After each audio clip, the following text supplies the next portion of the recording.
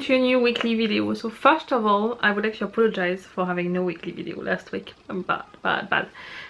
If you follow my vlogs or Snapchat, you will know the reason why. I basically did not have the time to film this video, and instead of giving you a rushed, rubbish version of it, I thought I'd rather skip a week and just postpone it.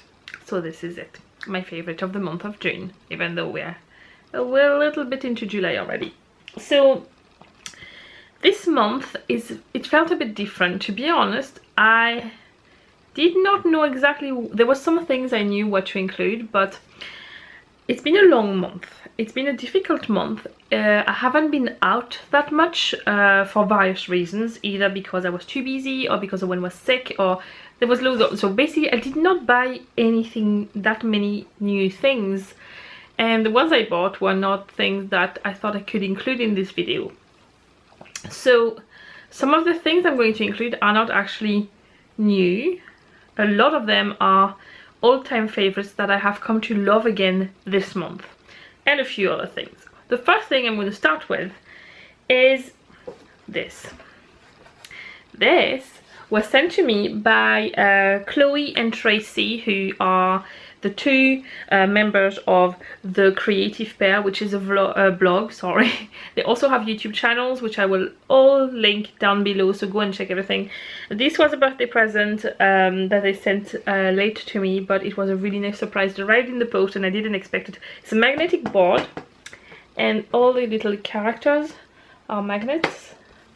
So there's loads of them. So as you may know, I'm going to redecorate all this wall behind me at the end of the summer, so I will definitely put a space for that because it's great to hang, to put like little receipts and everything. Absolutely love this. Next thing, I'm just going to put it behind me in the meantime.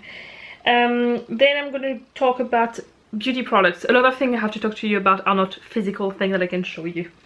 First thing I fell in love with again is the Fairly Traded Honey shampoo from Lush.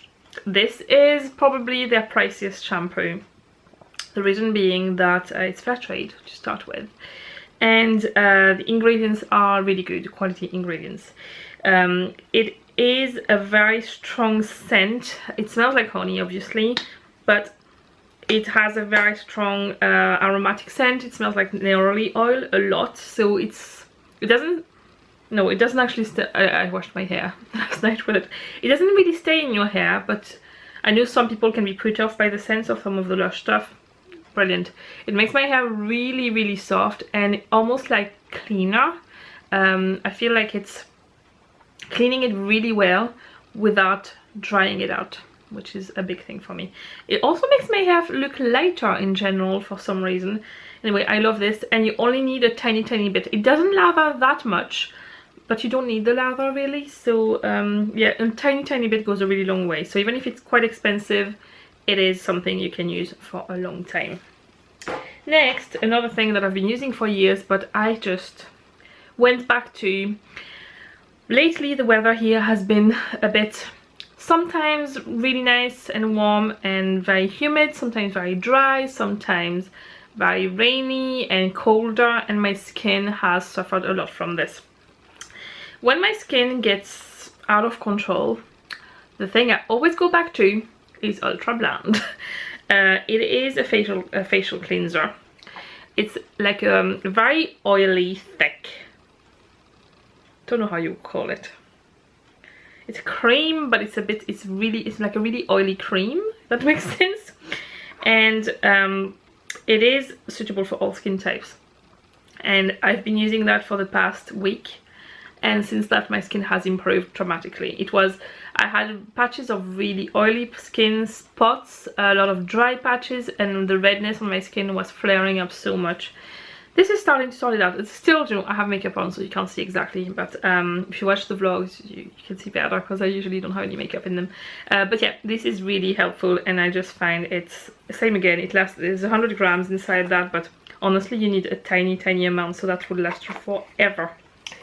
And then for my skin again, because we're at that, it really needed some help. So I am not entirely sure of the best way to get Sephora products in the UK. If you're in France, you can just go to Sephora or order online. If you're in America, same. But this is their own brand. I know I've talked about them before. I don't know if it was in the favorites video or in my vlogs, but my eyes at the moment get very sore. I have worked at a computer for many hours a day lately, and they get really tired, and then with the weather they got really dry as well, and the hay fever as well doesn't help. So these are eye masks. They are little patches you put. It's a piece of fabric basically you put under your eye, and it's soaked with, there's different these are the Lotus ones, but they have loads of different ones. I have tried potentially every single one of them. I bought loads when I was in France at Christmas time, I believe. Yeah, just after Christmas. And I had loads of them sitting. These are my last ones, but we're going to France in a month, so I should be alright. So the eye mask, I also have tried their sheet mask for the face, which are also really good. But another thing I really like is the sleeping mask. So it comes in, this one is still not open, so I will show you. It comes in a box like this, and you have a little plastic pot, and it's like a jelly consistency. Now I don't know if you're meant to put the whole amount on your face for one night. Personally, that does me 2, sometimes 3 nights. You put it on when you go to bed, and it's not a mask that you rinse, you let it soak overnight. It does feel really wet, but honestly this is amazing. The Lotus range is potentially my favorite. It's the soothing and moisturizing, but then it is because of my skin. If you look at the whole range, basically you have different I was going to say flavors, but you know, scents and all that.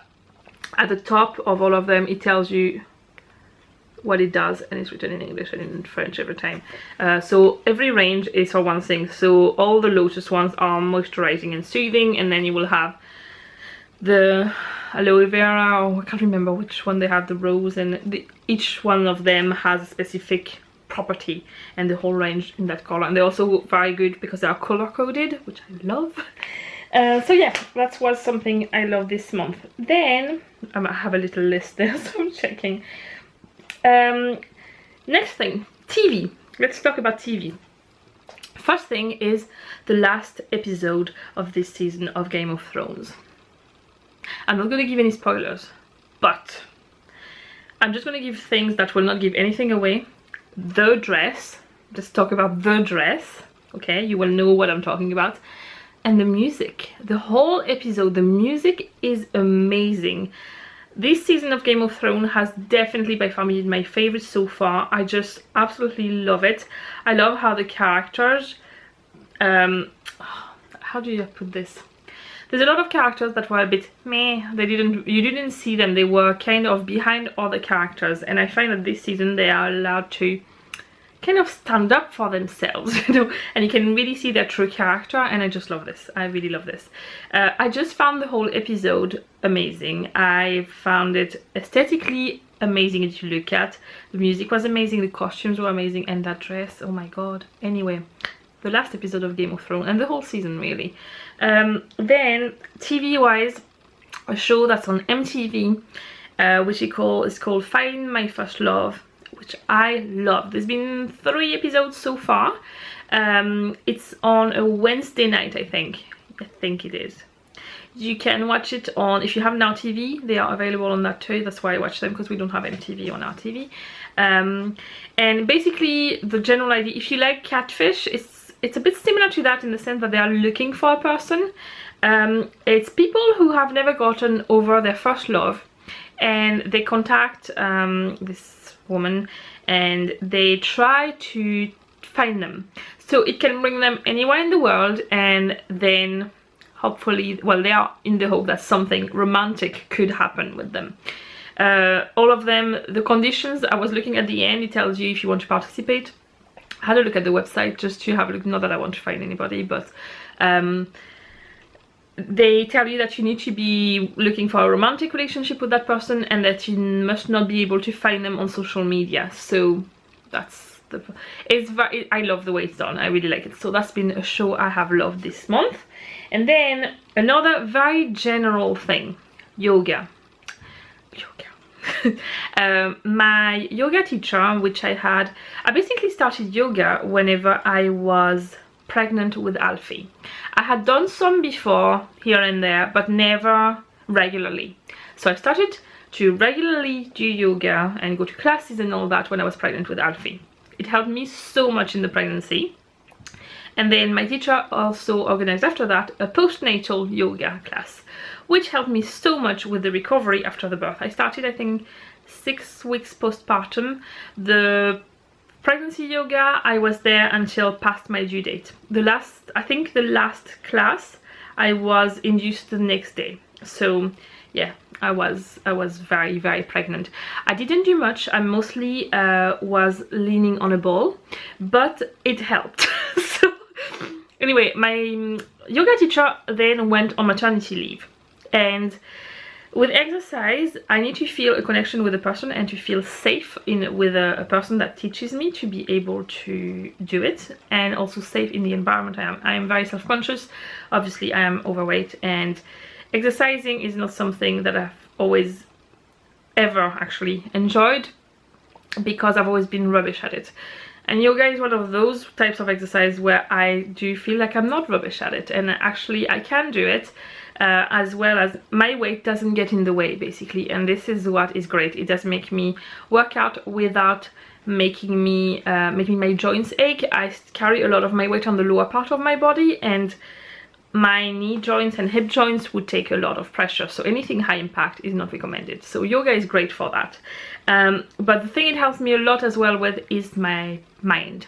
My anxiety in the past year and a half has been very hard to keep under control. It's just sometimes it just gets really bad to the point that it just take over everything. And yoga is one of the things that helps me keep it not away. I don't think it ever goes away really. It kind of sleeps. If that makes sense. And it's just a matter of keeping it asleep. So that's how I see it. So yeah, that's what it helps me with the most. So I have started classes again. My yoga teacher was on maternity leave after I stopped my postnatal yoga, and I didn't feel like I could trust anybody else with that, so I didn't go to another class. I did a bit of yoga watching YouTube videos on my own, and to be honest I wasn't really doing it properly. I'm not gonna try and fool anybody or myself, I just wasn't.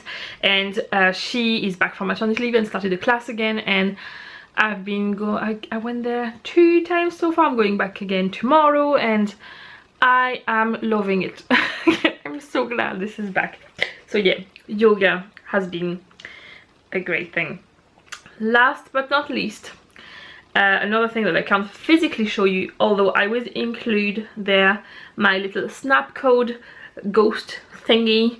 It's Snapchat. I think Snapchat I can officially say it is my favorite social media at the moment. I absolutely love it.